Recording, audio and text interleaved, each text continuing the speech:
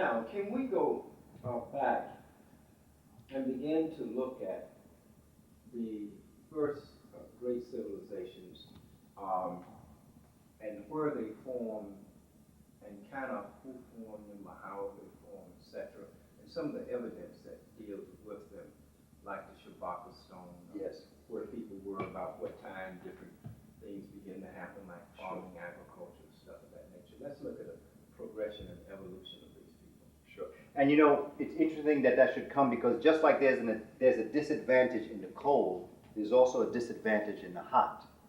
And the reason why I say that is because it is my belief in looking at what was developed as far as the pyramids were concerned, the temples, the Monomotapa Empire, the empires of West Africa.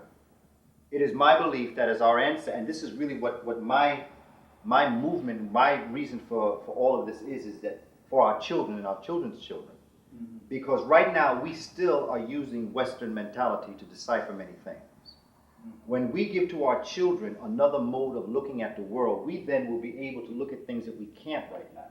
Like for instance, research shows us that there are underground tunnels that some say link East Africa and West Africa.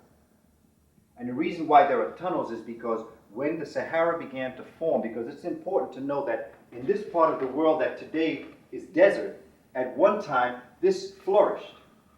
This was green, this had all sorts of foods and all sorts of different growing activities, and organic life flourished here. But then with the movement of the earth and whatever other earthly activities occurred, this began to dry up and become a desert. But there was a lively trade going on for centuries amongst the Africans in this part of the world.